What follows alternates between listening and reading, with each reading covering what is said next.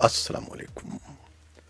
پاکستان میں اس وقت شام کے 7، بھارت میں 7:30 اور یہاں ہمارے اسٹوڈیوز کی گھڑیوں میں صبح کے 9 بجے ہیں۔ وائس آف امریکہ واشنگٹن کی اردو سروس سے ہماری باقاعدہ نشریات کا آغاز ہوتا ہے۔ پہلے گھنٹے کے لیے میں ہوں آپ کا میزبان خالد حمید۔ جیسا کہ آپ دیکھ رہے ہیں فیس بک لائیو پر ہم آپ کے سامنے ہیں، اور ویب سائٹ اور ریڈیو پر ہمارا یہ 1 گھنٹے کا نیوز شو جاری رہے گا۔ تو آغاز کرتے ہیں پہلے آج کی اہم خبروں کی سرخیوں سے۔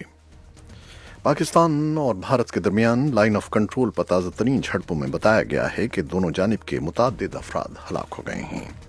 پاکستان کی وفاقی حکومت نے بری فوج کے سربراہ جنرل قمر جاوید باجوہ کی مدت ملازمت میں توسیع سے متعلق سپریم کورٹ کے فیصلے پر نظر ثانی کی درخواست دائر کر دی ہے۔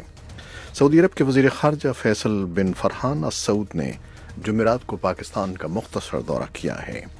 اقوام متحدہ نے نوبیل انعام یافتہ پاکستانی طالبہ ملالہ یوسفزئی کو 21ویں صدی کی دوسری دہائی کے لیے دنیا کی مقبول ترین نوعمر لڑکی قرار دیا ہے۔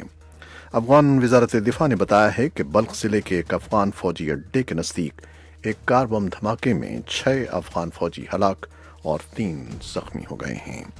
بھارت کی ریاست اتر پردیش کی حکومت نے متنازعہ شہریت بل کے خلاف مظاہروں کے دوران توڑ پھوڑ اور املاک کو نقصان پہنچانے والے 130 سے زائد افراد کو 50 لاکھ روپے کے جرمانوں کے نوٹس بھیج دیے ہیں۔ بھارت کے army chief general Bipin Rawat کے شہریت قانون کے خلاف ملک بھر میں جاری مظاہروں پر بیان سامنے آیا ہے، جس پر حزب اختلاف کی جماعتیں اسے ایک سیاسی بیان قرار دے رہی ہیں۔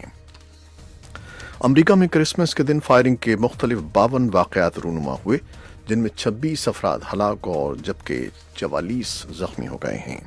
فلپائن میں عہدیداروں نے جمعرات کے روز کہا کہ کرسمس کے دن ملک کے وسطی حصے میں ایک طوفان میں کم از کم 13 افراد ہلاک ہو گئے ہیں۔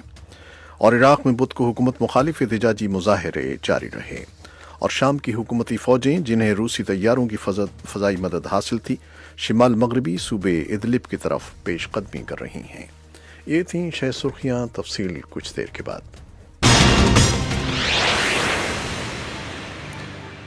پاکستان اور بھارت کے درمیان لائن آف کنٹرول پر تازہ ترین جھڑپوں میں بتایا گیا ہے کہ دونوں جانب کے متعدد افراد ہلاک ہو گئے ہیں، جبکہ ہمارے نمائندے نے مظفر آباد سے رپورٹ دی ہے کہ دونوں طرف کے 5 افراد ہلاک ہوئے ہیں۔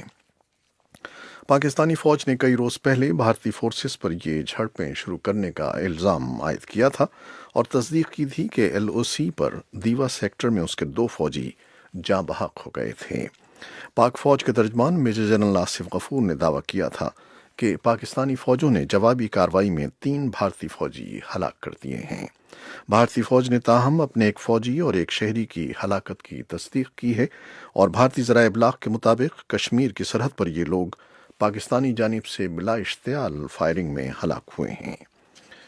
اور ہمارے نمائندے نے مظفر آباد سے جو رپورٹ دی ہے اس میں بتایا گیا ہے کہ جنگ بندی لائن پر بڑھتی ہوئی کشیدگی کے پیش نظر پاکستان کے زیر انتظام کشمیر میں بسنے والوں کو حفاظتی تدابیر اختیار کرنے کے لیے کہا گیا ہے۔ اس بارے میں ایک تفصیلی رپورٹ چند لمحے بعد پیش کریں گے۔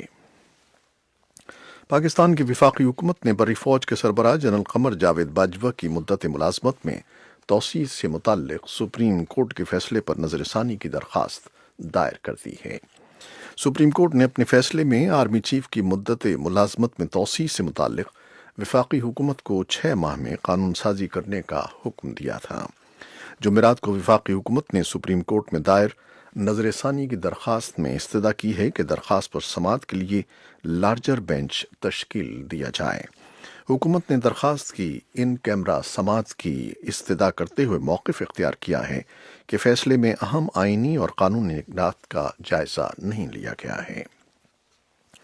سعودی عرب کے وزیر خارجہ فیصل بن فرحان السعود نے جمعرات کو پاکستان کا مختصر دورہ کیا ہے۔ انہوں نے اپنے وفد کے ہمراہ اپنے پاکستانی ہم منصب شاہ محمود قریشی سے ملاقات کی۔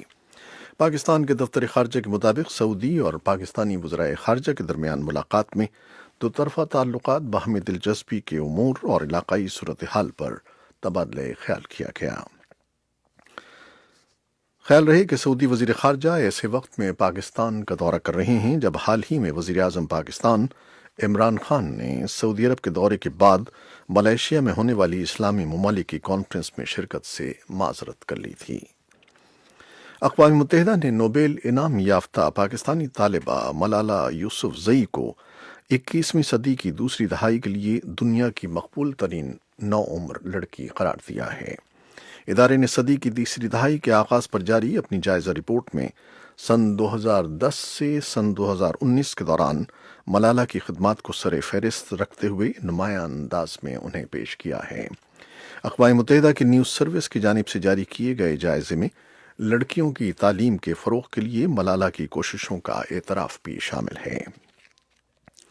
افغان وزارت دفاع نے بتایا ہے کہ بلخ صوبے میں بلخ ضلع کے ایک افغان فوجی اڈے کے نزدیک ایک کار بم دھماکے میں 6 افغان فوجی ہلاک اور 3 زخمی ہو گئے ہیں۔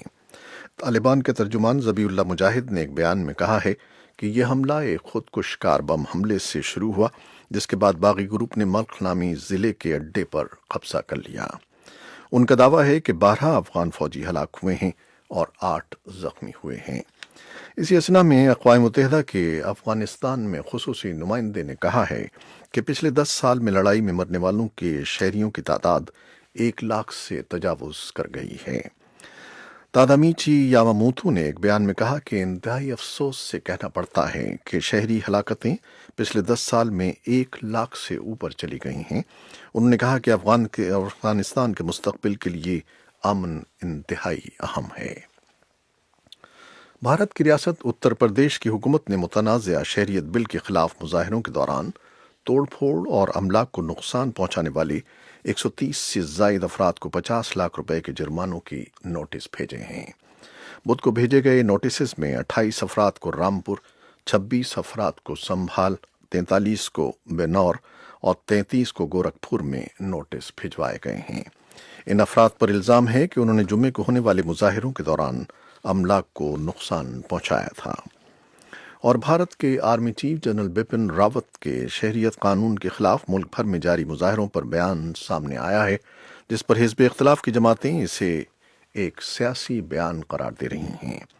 جنرل بپن راوت نے جمعرات کو نئی دہلی میں ایک تقریب سے خطاب کرتے ہوئے کہا کہ لیڈر وہ ہوتے ہیں جو لوگوں کو درست سمت پر چلاتے ہیں۔